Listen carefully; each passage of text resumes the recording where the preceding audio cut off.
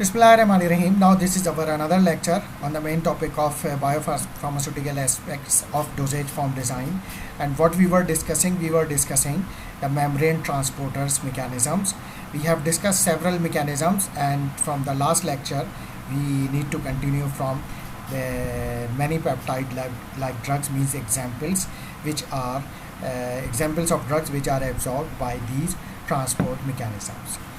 So many peptide-like drugs such as penicillins, cephalosporins, angiotensin converting enzyme inhibitors and renin inhibitors rely on the peptide transport for their efficient absorption. They are the example of the drugs which are absorbed by these transporters.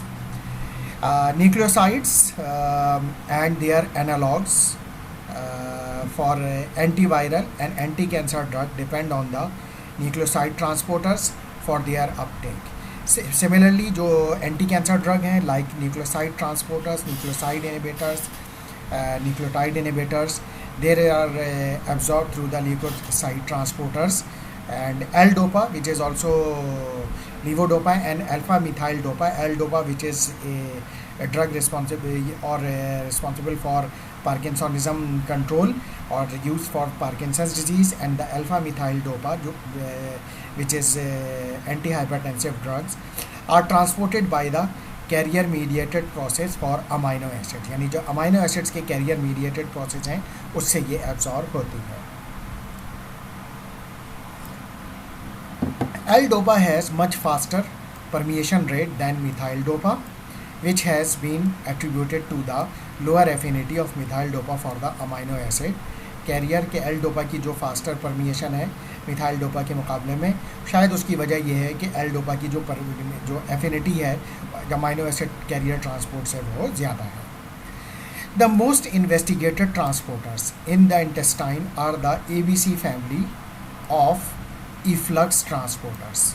और उस efflux transporters में P glycoprotein, multiple drug resistance associated protein 2 MPR2 and breast cancer resistance protein BRCP, जो सबसे ज़्यादा जो efflux transporter discuss किए गए हैं या जो इन्वेस्टिगेटेड हैं, एक तो पी ग्लाइकोप्रोटीन है, दूसरा MRP2 है, means multi drug resistance associate protein 2, and the breast cancer resistance protein.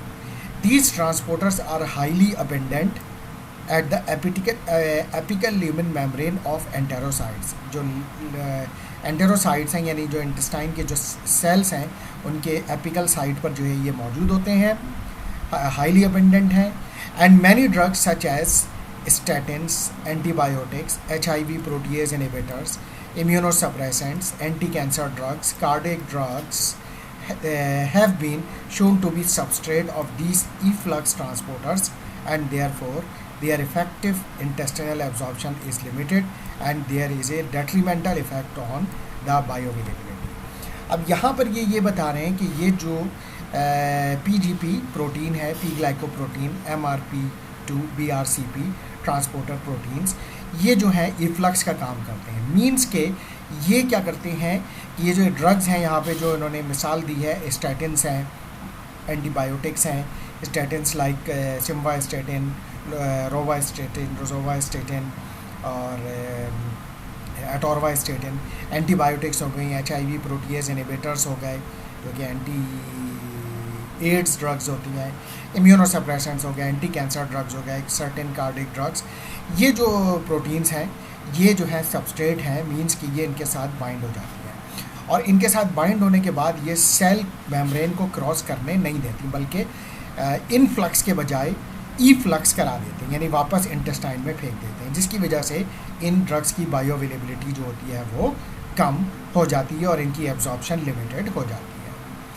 Membrane of this ABC super family has ATP as a energy source, allowing them to pump substrate against a concentration gradient. ये जो ABC super family है ये ATP dependent है और against concentration gradient काम करती है.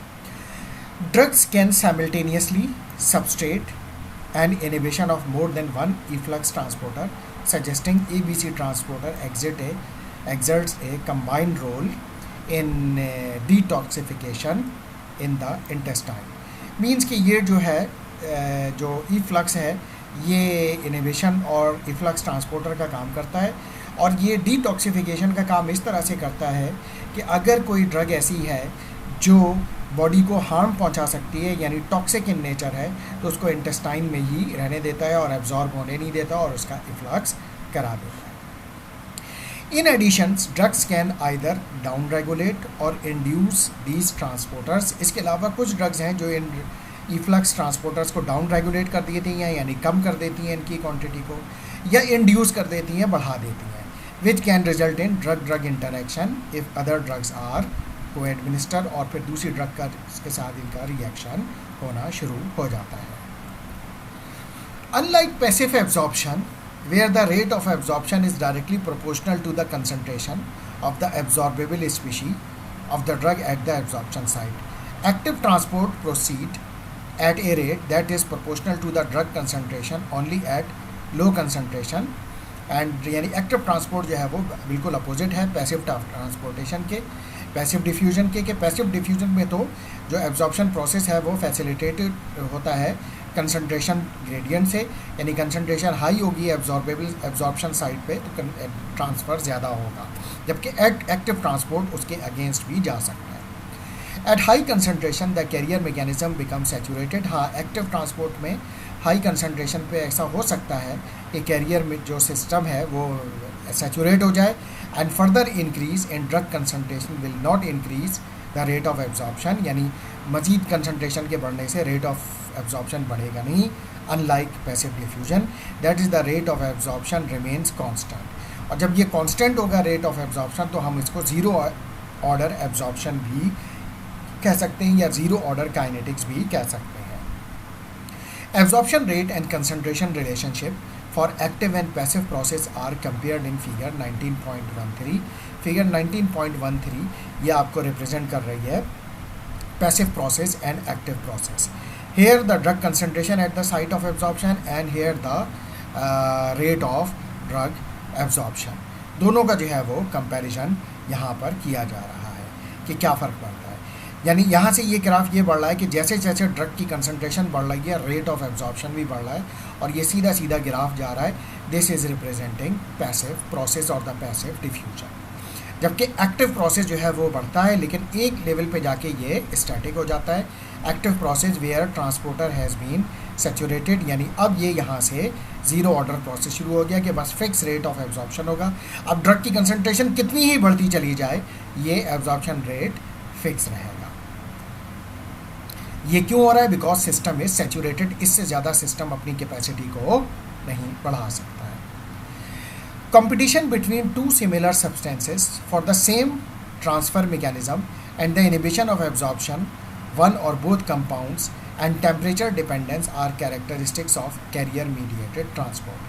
जो carrier mediated transport है उसमें क्या होगा? ट्रांसफ़र mechanism जो होगा वो inhibition of absorption of one और बोथ कंपाउंड। अगर दो कंपाउंड हैं जो कि सिमिलर तरीके से एब्जॉर्ब हो सकते हैं तो वो आपस में एक दूसरे को कम्पीट करते हुए या तो एक एब्जॉर्ब हो जाएगा एक पीछे रह जाएगा, यानी एब्जॉर्ब नहीं हो सकेगा, या दोनों ही नहीं हो सकेंगे।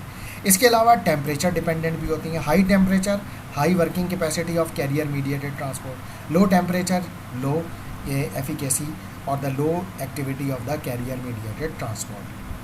Inhibition of absorption may also be observed with agents interfere with the cell metabolism। लिहाजा सेल के मेटाबॉलिज्म अगर बढ़ेगा तो एब्जॉर्प्शन ज़्यादा होगी, सेल का मेटाबॉलिज्म कम होगा तो एब्जॉर्प्शन कम हो जाएगी।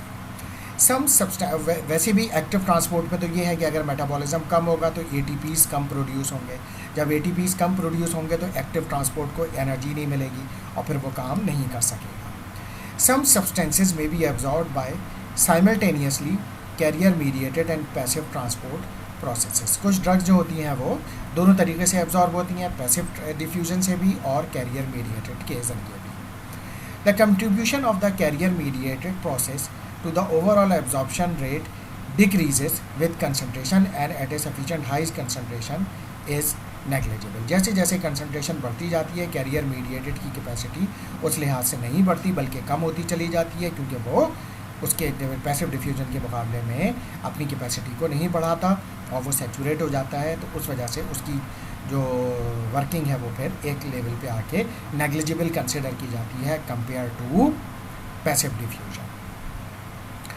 Membrane transporters play an important role in the pharmacokinetics, safety, and efficacy of the drug. That is why a pharmacist should understand it. Transporters are the gatekeepers. ये gatekeeper के तरह भी काम करते हैं for cells and organelles, controlling uptake and efflux of crucial compounds such as sugars, amino acids, nucleotides, inorganic ions, and drugs. Control करते हैं Uptake भी और इफ्लक्स भी. किस चीज़ का? Sugars, amino acids, nucleotide, inorganic ions and drugs. For example P glycoprotein जो कि एक इफ्लक्स फॉर्म है, discovered because of their ability to cause multi drug resistance in tumour cells. Tumour cells में सबसे पहले ये देखा गया इसकी बड़ी मकदार. एंड ये क्या कर रहा था दरअसल? Preventing the intracellular accumulation of many cytotoxic cancer drug, जो कि एंटी कैंसर ड्रग को सेल में दाखिल होने से रोक रहा था by pumping the drug back out of the tumour cells, और ड्रग को बाहर फेंक रहा था. Specific membrane transporters are expressed in the luminal and basolateral membrane of enterocytes, hepatocytes, renal tubule, epithelial cells and other important barrier tissues including blood-brain barrier, blood-testis barrier and placental barrier. अच्छा, ये एंटेरोसाइट्स पे P glycoprotein मौजूद थी. इसके अलावा और भी बहुत सारे ट्रांसपोर्टर मैकेनिज़म्स, चाहे वो इफ्लक्स हो, चाहे वो अपटेक करें, वो एंटेरोसाइट्स यानी इंटेस्टाइन के सेल पे, हेपेटोसाइट्स यानी लिवर पे, रीनल ट्यूब्यूल्स में, एपिथेलियल सेल्स में, और इसके अलावा जो है वो ब्लड ब्रेन बैरियर में, ब्लड टेस्टिस बैरियर और प्लेसेंटल बैरियर में आइडेंटिफाइड हुए हैं. Factors affecting membrane transporter in the intestine and the liver which are major organs of drug passes through before reaching the systemic circulation after an oral dose will be important determinants of the drug pharmacokinetic and bioavailability. अच्छा, जो ख़ास तौर से intestine में और लेवर में ये जो ट्रांसपोर्टर्स हैं वो हमें जानना बहुत ज़्यादा ज़रूरी है, क्योंकि इंटेस्टाइन से ड्रग एब्जॉर्ब होती है और लेवर से फर्स्ट टाइम ड्रग गुजरती है, और सिस्टमिक सर्कुलेशन के लिए वो बहुत ज़रूरी है, और ड्रग की बायोअवेलेबिलिटी और फार्माकोकाइनेटिक के लिए तो समझने के लिए ज़रूरी है. इसी वजह से इन दो जगहों पे ये जो ट्रांसपोर्टर मैकेनिज़्म है इनको अंडरस्टैंड करना बहुत ज़्यादा ज़रूरी है. Regulatory elements controlling proteins levels, genetic polymorphism leading to increase और reduce function and coadministration with inhibitors are all important factors which affect the transporters ability to transport सबस्टेट्स.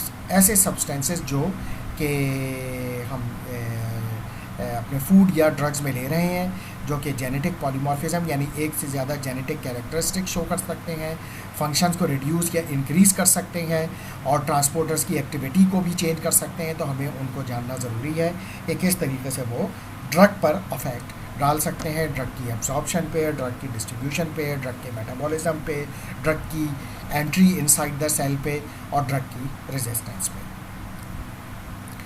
Now this is about transporters. Now the next process of at the cell level is or the process by which drug absorb is transcytosis. What is transcytosis? Transcytosis is a mechanism for transcellular transport in which cell enclose extracellular material via an invagination of cell membrane to form a vesicle called endocytosis. इसमें क्या होता है कि ट्रांससाइटोसिस में एक process होता है कि इसमें सेल की एपिकल सरफेस पे एक वैक्यूल बनता है, एक ओपनिंग एंटर होती है, वहाँ से वो पार्टिकल जो होगा ड्रग या जो भी सब्सटेंस है उसके साथ उसके अंदर आ जाएगा उस वैक्यूल के, फिर वो क्लोज़ हो जाएगा, फिर वो वैक्यूल सेल की दूसरी तरफ जाएगा और वहाँ पे जाके उस वैक्यूल को रिलीज़ कर देगा, ओपन कर देगा, और वो सब्सटेंस जो होगा वो दूसरी साइड पे सेल के रिलीज़ हो जाएगा. तो ये प्रोसेस कहलाता है transcellular cytosis.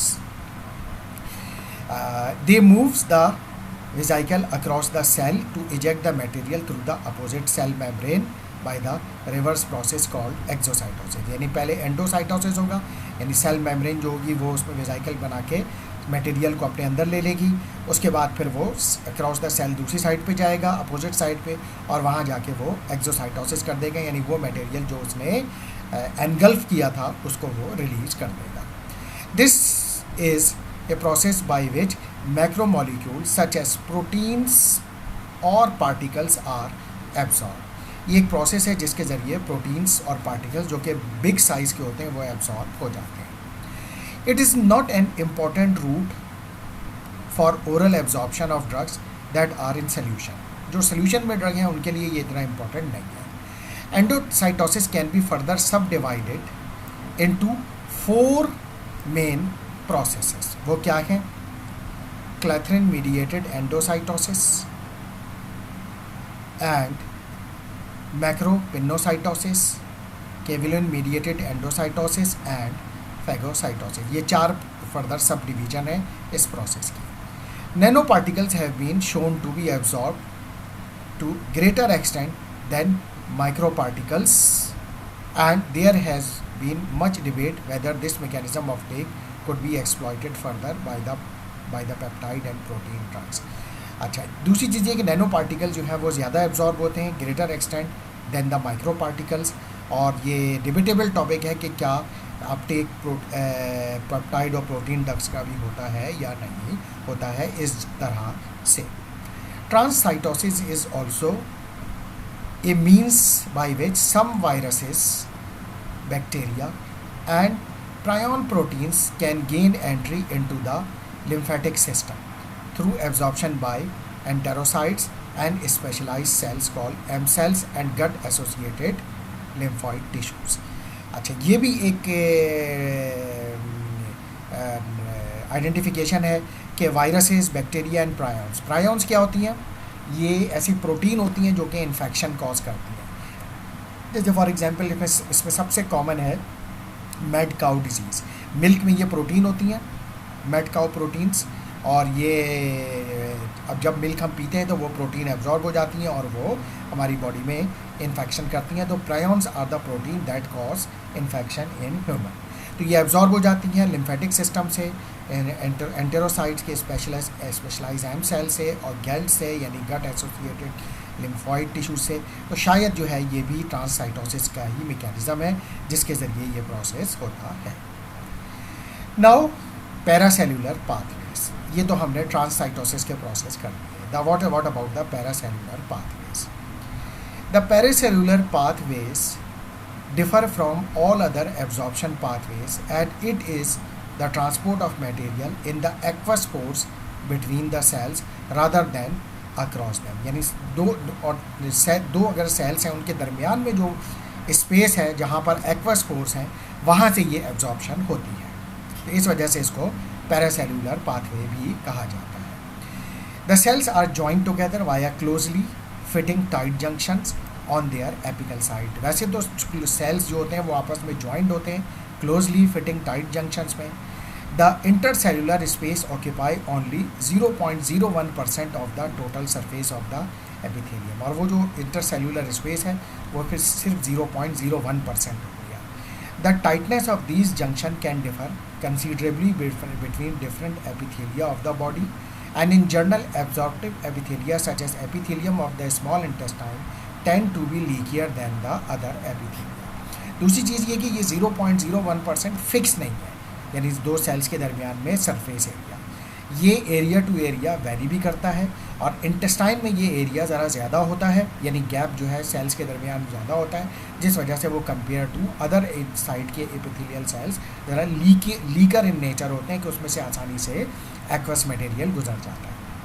The paracellular pathway decreases in importance down the length of the gastrointestinal tract as the number and size of the pores between the epithelial cells decreases। कह रहे हैं कि जो है वो जैसे जैसे GI ट्रैक्ट में डाउन यानी लार्ज इंटेस्टाइन में जाते हैं तो ये एपिथेलियल सेल्स की इम्पोर्टेंस कम होती जाती है, क्योंकि जो एपिथेलियल सेल्स के दरमियान का जो स्पेस है वो कम होता चला जाता है। The paracellular route of absorption is important for the transport of ions such as calcium ions and for the transport of sugars, for example mannitol, and amino acids and peptides at concentration above the capacity of their carrier. ये जो mechanism है important है for the absorption of calcium, sugars for example mannitols, amino acids, peptides, इन तमाम के लिए ये important होते हैं. Small hydrophilic charged drugs. अब the important point is that hydrophilic हैं और चार्ज ड्रग हैं यानी आयोनाइज हैं, जिनकी log P value less than यानी पार्टीशनिंग वैल्यू लेस दैन 0 है, that do not distribute themselves into the cell membrane cross the gastrointestinal epithelium via the paracellular pathway. यानी जो पार्टीशनिंग बहुत कम करते हैं, यानी they are very less lipophilic and more hydrophilic, तो फिर ये जो है वो इसी तरीके से एब्जॉर्ब होते हैं. The molecular mass cut off for the pericellular route is usually considered to be 250 Dalton, although some large drugs have been shown to be absorbed via this route. वैसे तो ये जो cut off value particle size की 250 Dalton है कि 250 Dalton तक का जो पार्टिकल साइज़ होगा वो पैरासेल्युलर पाथवे से गुजर जाएगा और एब्जॉर्ब हो जाएगा. लेकिन कुछ सब्सटेंसेज या ड्रग्स को देखा गया है कि वो इसका साइज़ इससे 250 डाल्टन से ग्रेटर भी है और वो एब्जॉर्ब होगा. By which mechanism we do not know up till now. Drug absorbed by the pericellular route include H2 antagonists like samidine, antidiarrheal loperamide, and beta blocker, atenolol, and bisphosphonate, salt, called toluidronate. ठीक है, तो ये salts हैं और drugs हैं जो इसकी example हैं जो पैरासेल्युलर पाथवे से एब्जॉर्ब होती है. The paracellular pathway can be divided into convective means solvent drug and diffusive component. इसको भी दो में डिवाइड किया गया. अच्छा, the convective component is the rate at which the compound is carries across the epithelia via water reflux, यानी water reflux के ज़रिए जो है ये कैरी करके एब्जॉर्ब होता है. जबकि इसके बरक्स अगर हम जो है वो देखें the epithelia via the water reflux. अच्छा, so in summary, drugs can be absorbed by passive diffusion via membrane transport or carrier mediated pathways, paracellular transport और transcytosis. लिहाजा ये हमने कंक्लूड किया कि ये ड्रग्स जो है वो इन तमाम तरीक़ों से एब्जॉर्ब होती हैं via passive diffusion, membrane transporters, active transporters and carrier mediated transport, facilitated transport, paracellular transport और इसके अलावा भी जितने ट्रांसपोर्ट मैकेनिज़्म और ट्रांसपोर्टर्स हमने यहाँ पे डिस्कस किए हैं. A drug can cross the intestinal epithelium via one pathway और कॉम्बिनेशन ऑफ पाथवे. ऐसा भी हो सकता है कि ड्रग जो है वो इसमें से किसी एक मैकेनिज़्म से एब्जॉर्ब हो रही है या एक से ज़्यादा मैकेनिज़्म से एब्जॉर्ब हो रही है. The relative contribution of these pathways depend on the drugs location with in the gastrointestinal tract.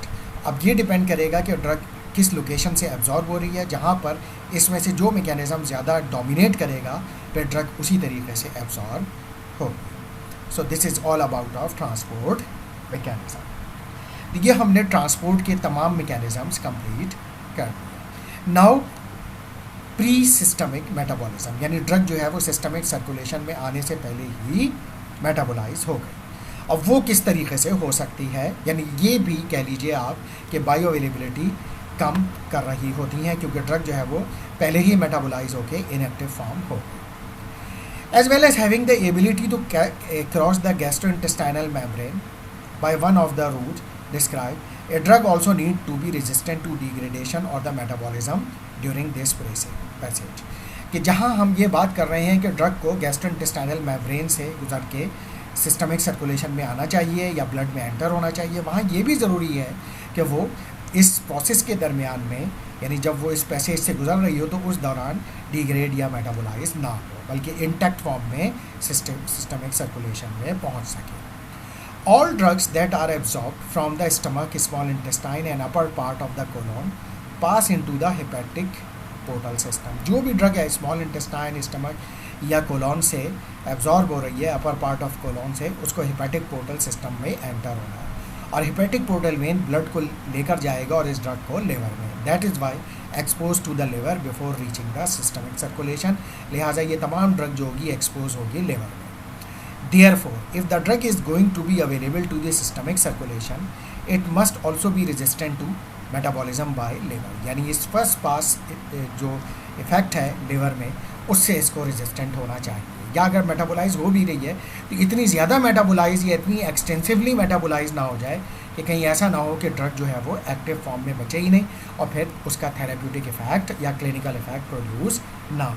उसको इंटेक्ट फॉर्म में कम से कम इतने मकदार बच के लिवर से ज़रूर सिस्टमिक सर्कुलेशन में आना चाहिए कि वो अपना थेरेप्यूटिक इफेक्ट प्रोड्यूस कर सके। Hence, an oral dose of drug could be completely absorbed but incompletely available to systemic circulation of first pass or pre-systemic metabolism by the gut wall and the liver. लिहाजा इस चीज़ का खदशा होता है कि oral dose अगर completely absorb हो भी गई लेकिन फिर भी वो इनकम्प्लीटली सिस्टमिक सर्कुलेशन में अवेलेबल होगी अगर फर्स्ट पास इफेक्ट या pre systemic metabolism gut wall में या लिवर में बहुत ज़्यादा हो गया। तो इसको भी अंडरस्टैंड करना ज़रूरी है during the drug development. Now if we talk about specific metabolism processes, so gut wall metabolism, the gut wall contains a number of metabolizing enzymes that can degrade the drugs before they reach the systemic circulation. यानी गट wall में जो membrane है उसमें भी ऐसे enzyme होते हैं जो कि ड्रग को मेटाबोलाइज कर रहे होते हैं। For example the major cytochrome P450 enzyme CYP3A family present in the liver and responsible for hepatic metabolism of many drugs and is present in the intestinal mucosa. यानी CYP3A ना सिर्फ liver में मौजूद होता है बल्कि इंटेस्टिनल म्यूकोसा में भी मौजूद होता है और ड्रग को मेटाबोलाइज कर रहा होता है। एंड इंटेस्टिनल मेटाबॉलिज्म में be important for substrates of this enzyme. This effect is also known as first pass metabolism by the intestine. Cytochrome P450 level tend to be higher in intestine than in colon, और ये जो enzymes हैं इनकी quantity ज़्यादा होती है intestine में compare to colon. तो इस वजह से यहाँ से गट मेम्ब्रेन से गुजरते हुए यानी इंटेस्टिनल म्यूकोसा से गुजरते हुए ड्रग CY3A4 से बहुत ज़्यादा मेटाबोलाइज नहीं होनी चाहिए। इसी तरीके से अगर हम हेपेटिक मेटाबॉलिज्म की बात करें, the liver is primary site of drug metabolism. ये बात तो वेरी कॉमन है कि लिवर जो है वो एक primary site of drug metabolism and thus act as a final barrier of oral absorption. क्योंकि हमने अभी ये बात की कि जो भी ड्रग स्टमक से या स्मॉल इंटेस्टाइन से या अपर पार्ट्स ऑफ लार्ज इंटेस्टाइन से एब्जॉर्ब हो रही है उसको वो हेपेटिक पोर्टल वेन में आएगी और फिर वो लिवर में जाएगी, तो फिर लिवर में वो मेटाबोलाइज भी हो सकती है। The first pass of absorb drug through the liver में result in extensive metabolism of drug. तो ये भी हो सकता है कि जब वो फर्स्ट पास इफेक्ट में एक्सटेंसिव मेटाबॉलिज्म हो जाए एंड ए सिग्निफिकेंट पोर्शन में never reach the systemic circulation and resulting in low bioavailability of drugs which are rapidly metabolised by the liver.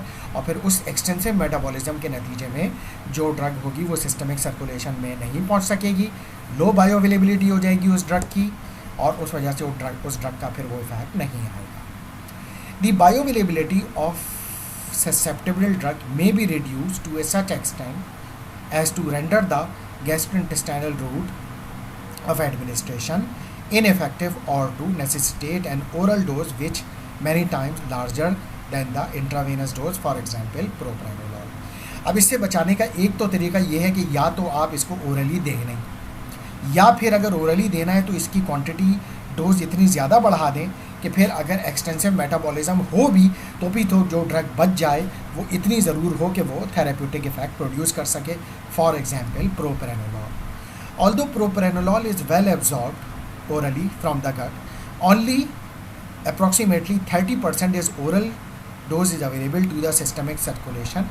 जो यानी अगर आपने 100 मिलीग्राम दी तो 70 मिलीग्राम जो होगी वो मेटाबोलाइज हो जाएगी, सिर्फ 30 मिलीग्राम बचेगी because of extensive first pass effect। The bioavailability of sustained release propranolol is even less as the drug is presented via the hepatic portal vein more slowly than from the immediate release dosage form, and the liver is therefore capable of extracting and metabolizing a large proportion। अच्छा, bioavailability of sustained release propranolol is even less as the drug is present via the hepatic portal when more slowly, यानी इसकी जो sustain release preparation बनाई गई उसकी भी bio availability sufficient नहीं थी, जिसकी वजह से ये पता चला कि कोलोन में भी जाने के बाद ये एक्सटेंसिवली मेटाबोलाइज हो रही है और सिस्टमिक सर्कुलेशन में बहुत कम पहुंच रही है, यानी इस ड्रग की extraction in the liver is very high.